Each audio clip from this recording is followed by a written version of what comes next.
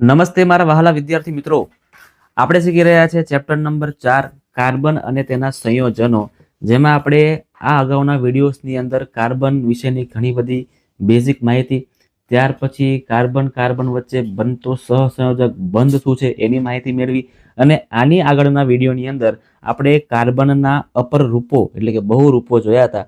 Upper રૂપો બરાબર છે, જેમાં આપણે હીરો, ગ્રેફાઇટ અને ફુલેરીની વાત કરી ચૂક્યા હતા. આ તમામ જે કોન્સેપ્ટ તમારે શીખવા હોય તો તમે ખાસ મિત્રો આની આગળના વિડીયો જો ના જોયા હોય તો જોઈ લેજો. આજના વિડીયોમાં શીખવાના છે આપણે કાર્બનનો સર્વતોમુખી સ્વભાવ. બરાબર છે, કાર્બનનો સર્વતોમુખી સ્વભાવ. તો કાર્બનનો એવો તો કેવો સ્વભાવ છે કે જેના કારણે કાર્બનના આટલા બધા સંયોજનો નિર્માણ પામે છે. હે ને, આટલા બધા એટલે કેટલા ખબર છે? આશરે 3 મિલિયન જેટલા સંયોજનો. હે ને, કેટલા? 3 મિલિયન સંયોજનો બને છે. તો આ સંયોજનો કેમ બનતા હશે, કેવી રીતે બનતા હશે? કાર્બનનો એવો તે કયો ગુણધર્મ છે, સ્વભાવ છે કે જેના કારણે આટલા બધા બરાબર સંયોજનો બની રહ્યા છે. બરાબર છે મિત્રો, તો આજે આપણે કાર્બનના એવા ને એવા 2 નિયમો શીખવાના છે, 2 જે સ્વભાવ છે ને એ શીખવાના છે. કયા કયા પરિબળો છે આપણે શીખવાના છે. તો સૌથી પહેલો પરિબળ છે મિત્રો કેટેનેશનનો પરિબળ. કેટેનેશનનો ગુણધર્મ, કાર્બનનો કેટેનેશનનો ગુણધર્મ. તમારા માટે શબ્દ સાવ નવો છે, પણ ચિંતા ના કરો, હું તમને એકદમ જોરદાર શીખવાડી દઈશ કે તમે જિંદગીમાં ક્યારેય ભૂલો નહીં. બરાબર છે. અને બીજો જે છે આપણે ઓલરેડી શીખી ગયા છે, એને કહેવાની જરૂર નહીં પડે, એ છે સંયોજકતાનો ગુણધર્મ. બરાબર, સંયોજકતાનો ગુણધર્મ કે કાર્બનની સંયોજકતા 4 છે ને, તો મિત્રો એના કારણે પણ આવી રીતે ઘણા બધા સંયોજનો બને છે. તો આપણે વારાફરતી વારો કાઢીએ છીએ કોનો? કેટેનેશનનો, અને ત્યાર પછી આપણે વાત કરીશું સંયોજકતાનો. ચાલો, બધા રેડી છો ને?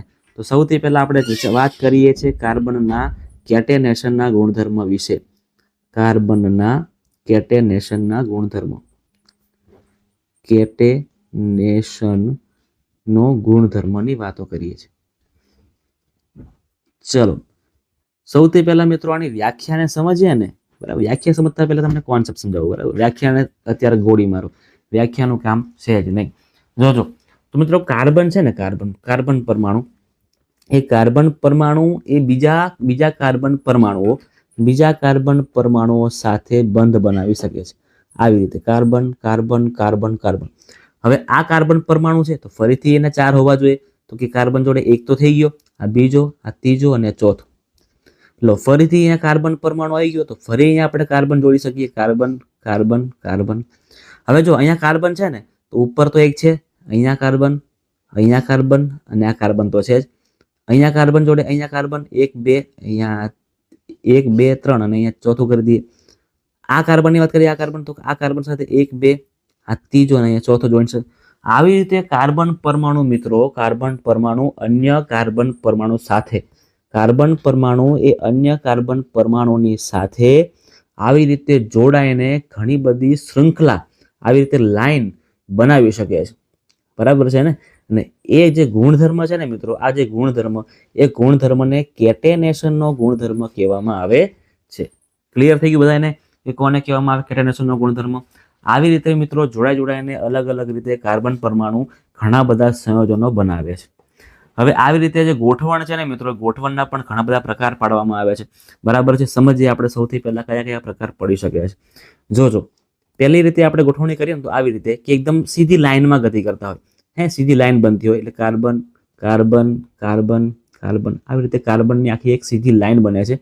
અને આની સાથે 1 2 3 ને ચોથો, આ 1 2 ત્રીજો ને ચોથો, આ કાર્બન જોડે 1 2, આ ત્રીજું ને ચોથું, આની જોડે ત્રીજું ને ચોથું, ત્રીજું ને ચોથું, 1 2 3 ને 4. આવી રીતે કાર્બન છે ને પૂરી એક સરળ શૃંખલા બનાવી શકે છે. આ સૌથી પહેલી શૃંખલા તમારે ભણવાની છે. બરાબર, આપણે મોસ્ટલી આવા બધા ભણવાના છે. તમારા ધોરણ 10 ની અંદર મિત્રો આવા બધા વધારે આવવાના છે. આને કહેવામાં આવે છે સરળ શૃંખલા. બરાબર છે, આને શું કહેવામાં આવે છે મિત્રો? સરળ શૃંખલા. કાં તો તમે જ્યારે ધોરણ 11 સાયન્સ કરશો ને ત્યારે તમને આનું નામ આપવામાં આવશે એન શૃંખલા. શું કહેવામાં આવશે આને? એન શૃંખલા પણ કહેવામાં આવે છે. બંને નામ છે આના. ક્લિયર છે? ત્યાર પછી આપણે કહીએ કે આ જે આ બનાવ્યું ને આપણે પહેલા ડિઝાઇન આવી રીતે કે કાર્બનની ઉપર નીચે ઘણી બધી બને છે. ફરીથી બનાવીએ આપણે તો આવી રીતે કાર્બન કાર્બન કાર્બન કાર્બન અને ચલો હજુ અહીંયા લઈ લઈએ કાર્બન, પછી હજુ એક લઈ લઈએ કાર્બન, અહીંયા પાછું બનાવી દઈએ આવી રીતે. તો આવી રીતે કાર્બન છે ને મિત્રો એ આવી રીતે શાખા બનાવશે. શું બનાવશે? શાખા. હે ને, શાખા ખબર પડે ને બધાને, શાખા કોને કહેવામાં આવે? આવી રીતે વચ્ચેથી ભાગ પડી જાય અને શાખા બનાવે ને તો આને શાખીય શૃંખલા કહેવામાં આવે છે. આ બીજો પ્રકાર છે શૃંખલાનો. કયો છે? શાખીય પ્રકાર. આવી રીતે પણ સંયોજન બનીને ગોઠવણ થઈને શૃંખલા બનાવે છે, શાખીય શૃંખલા. ડન છે. આ બીજા પ્રકારની શૃંખલા છે. હવે 3 કાર્બન પરમાણુ ભેગા થઈએ તો પણ થાય. અહીંયા કાર્બન પરમાણુ, બીજો કાર્બન અહીંયા અને ત્રીજો આપણે અહીંયા જોઈન કરી દઈએ, થોડું કમ્પ્લીટ દોરીએ. કાર્બન પરમાણુ, અહીંયા બીજો કાર્બન પરમાણુ અને અહીંયા આવી રીતે 3 કાર્બન પરમાણુ છે. આ 3 જોડે 1 2 થઈ ગયા, ત્રીજો ચોથો. આ કાર્બન જોડે 1 2, ત્રીજો અને ચોથો. અહીંયા પણ ત્રીજો અને ચોથો. તો આવી રીતે મિત્રો જોડાય છે, એટલે કે 3 કાર્બનની શૃંખલા બનાવી શકે છે. 3 કાર્બનની શૃંખલા પણ બની શકે છે. 3 કાર્બનની શૃંખલા ક્લિયર છે. 4 કાર્બનથી બની શકે. 4 કાર્બનથી કરો ને સાહેબ? ઓકે, 4 કાર્બનથી કરી શકીએ છીએ આપણે. 1 2, ત્રીજો અને અહીંયા ચોથો કાર્બન, ચોરસ બનશે. અને આની સાથે બીજા આપણે જોડવાના કાર્બન જોડે 1 2 3 4 3 4 1 2 3 4 1 2 3 અને 4. તો આવી રીતે 4 થી પણ બની શકે. 4 કાર્બનનું વલય કહેવામાં આવે અને આવું જ્યારે બને ને એને વલય કહેવાય. બરાબર છે? ગોળ રાઉન્ડ બનતું હોય એને વલય. તો કે 4 કાર્બનનું વલય બની શકે. 4 કાર્બનનું વલય બની શકે. 5 કાર્બનથી બની શકે? હા ભાઈ હા, 5 કાર્બનથી બની શકે. હો, જોજો આપણે 5 કાર્બનનું વલય બનાવીએ છીએ, હે ને? આપણે આને 5 કાર્બનનું, જો આ થઈ ગયું આપણું 5 કાર્બનનું વલય. અહીં પણ ગોઠવણી કરીએ તો 1 2 3 4 1 2 3 4, અહીંયા પણ 3 4 1 2 છે તો 3 4 1 2 છે તો 3 4. 5 કાર્બનનું વલય બની શકે છે. લખીએ છીએ આપણે 5 કાર્બનનું વલય. આવી પણ રચના મિત્રો તમને કાર્બનની જોવા મળે છે. શું 6 કાર્બનનું હોય? તો કે સાહેબ 6 કાર્બનના તો ઘણા બધા હોય છે. હા, તમને જો સમજાવીશ. ધોરણ 11 12માં તો આવી રીતે 6 કાર્બન વાળા તો ઘણા બધા જોવા મળવાના છે, જેને મિત્રો આપણે કહીએ છીએ સાયક્લો. શું કહીએ છીએ આવાને? સાયક્લો કહેવામાં આવે, બેન્ઝીન કહેવામાં આવે છે. આ જે 6 કાર્બનનું વલય છે ને આને બેન્ઝીન એવું નામ આપવામાં આવેલું છે. 6 કાર્બનનું વલય પણ આવી રીતે બની શકે છે. દરેક જોડે આપણે 4 4 કરવાના ને તો 2 તો છે જ અને 2 આવી રીતે ઓલરેડી આપણે આપેલા છે. તો આવી રીતે મિત્રો 6 કાર્બનનું વલય પણ બની શકે છે. બરાબર છે? તો મિત્રો આવી રીતે જોડાણ કરવાની જે ક્ષમતા છે ને એને કહેવામાં આવે છે કાર્બનનો કેટેનેશનનો ગુણધર્મ. ક્લિયર છે બધાને? આટલું ક્લિયર થઈ ગયું હશે ભાઈ કે કોને કહેવામાં આવે છે કેટેનેશનનો ગુણધર્મ. બરાબર છે? ચાલો, કાર્બન પરમાણુ છે ને મિત્રો એ એકલ બંધથી જોડાઈ શકે, દ્વિબંધથી પણ જોડાઈ શકે, ત્રિબંધથી પણ જોડાઈ શકે છે. આપણે આની અગાઉ પણ વાત કરી ચૂકેલા આના આગળના વિડીયોમાં. કાર્બન છે ને આવી રીતે 1 2 અને 3 ને 4 સિંગલ બંધ બની શકે. આ બંધને કહેવામાં આવે છે એકલ બંધ. આને કહેવામાં આવે છે એકલ બંધ.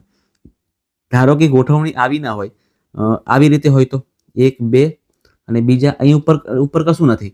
સમજો કે નીચે આવી રીતે 2 કરી દઈએ. 4 આપણે ખાલી 4 જ કરવા છે તો 1 2 3 ને 4 થઈ ગયા. પણ કોઈ એક જગ્યાએ શું બની ગયું? દ્વિબંધ બની ગયો. તો આને એકલ બંધ ના કહેવાય. આને શું કહેવામાં આવે? હવે દ્વિબંધ કહેવામાં આવે. આને શું કહેવામાં આવે છે? દ્વિબંધ. અને ત્યાર પછી આવું પણ હોઈ શકે, કાર્બન અને કાર્બન સાથે એક જગ્યાએ 3 છે અને એક જગ્યાએ 1 જ છે. તો આવી રીતે પણ બંધ બની શકે. આને ત્રિબંધ કહેવામાં આવે છે. આને શું કહેવામાં આવે છે? ત્રિબંધ કહેવામાં આવે છે. ક્લિયર છે મિત્રો? ચાલો, આવી રીતે મિત્રો જે એકલ બંધ હોય ને, એકલ બંધ ખાસ વાત કરીએ છીએ આપણે. એકલ બંધ જ્યારે હોય ને તો એકલ બંધ વાળા સંયોજનો કેવા છે? તો કે એકદમ સંપૂર્ણપણે ધરાયેલા છે. જો એકે ખૂણા પર કોઈ બાકી રહેતું નથી, બધું પેક થઈ ગયું છે, આખું ધરાઈ ગયું છે. તો આને સંતૃપ્ત સંયોજન કહેવામાં આવે છે.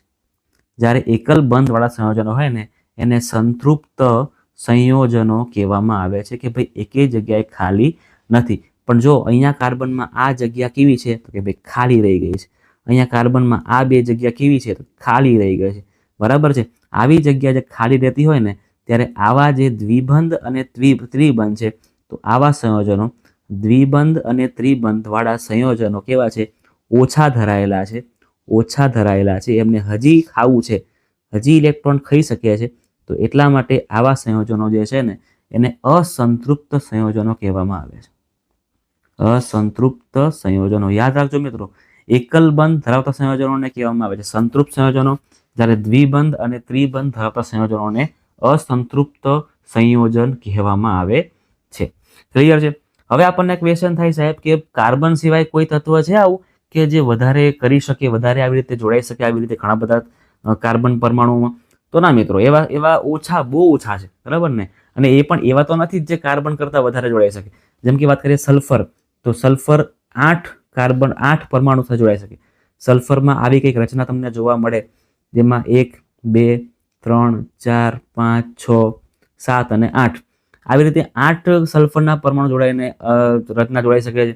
હાઇડ્રોજન પણ જોડાઈ શકે છે, બરાબર છે. પણ બીજા બધા જે છે ને એ મિત્રો એટલું કરી શકતા નથી જેટલું કાર્બન કરી શકે છે. ક્લિયર છે મિત્રો? એટલા માટે કાર્બનમાં આ જે કેટનેશનનો ગુણધર્મ છે ને એ અન્ય કરતાં વધારે જોવા મળે છે. ક્લિયર છે? ચાલો હવે સમજીએ આપણે કાર્બનનો બીજો ગુણધર્મ કે જેના કારણે કાર્બનના આટલા બધા સંયોજનો બનતા હોય છે. ત્યાર પછી જોઈએ આપણે બીજા નંબરનો જે ગુણધર્મ છે, બીજા નંબરનો જે સ્વભાવ છે કાર્બનનો, જેના કારણે કાર્બનના આટલા બધા સંયોજનો બને છે અને આપણે આગળ ભણી ચૂક્યા છે, એ છે કાર્બનની સંયોજકતા. કાર્બનની સંયોજકતા. તો મિત્રો કાર્બન છે ને, કાર્બન એ કયો બંધ બનાવે? સૌથી પહેલા કાર્બન કયો બંધ બનાવે તમને ખબર હોવી જોઈએ, બરાબર છે? કયો બંધ બનાવે છે?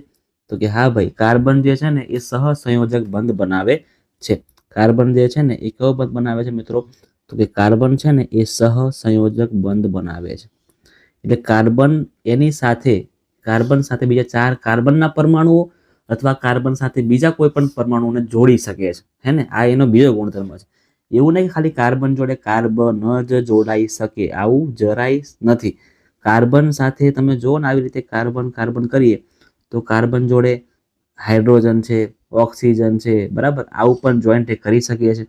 કાર્બન જોડે બીજા કોઈ પરમાણુઓ છે જેમ કે સલ્ફર છે, બરાબર, આવું પણ જોઈન્ટ કરી શકીએ છીએ. આવી રીતે મિત્રો ઘણા બધા સંયોજનો કાર્બન છે ને એ પોતાની સાથે જોડી શકે છે.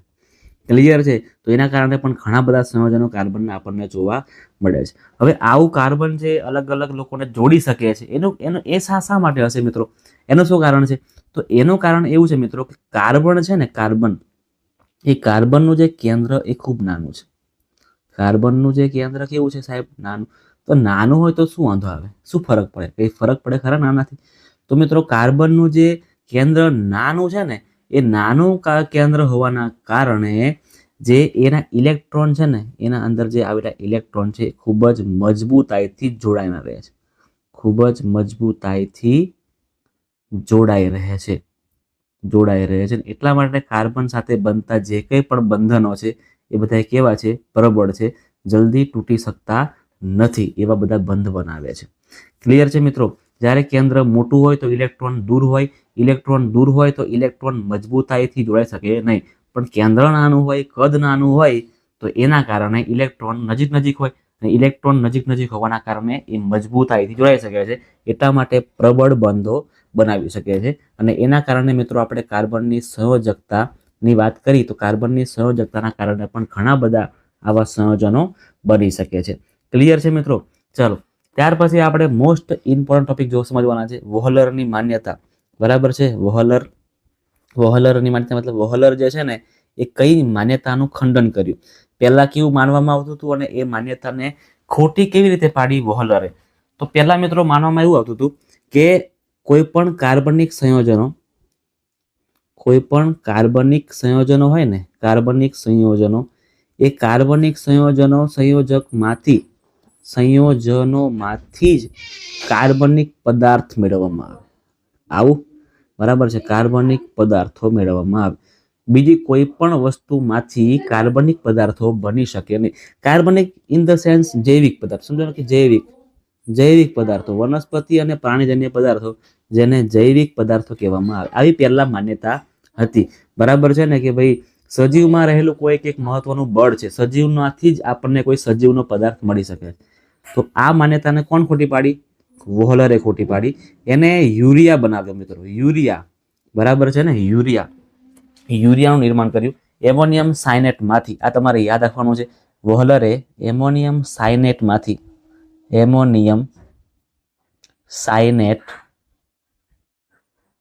માંથી યુરિયાનું નિર્માણ કર્યું. એટલે કે અકાર્બનિક પદાર્થમાંથી અમને કાર્બનિક પદાર્થ બનાવ્યો.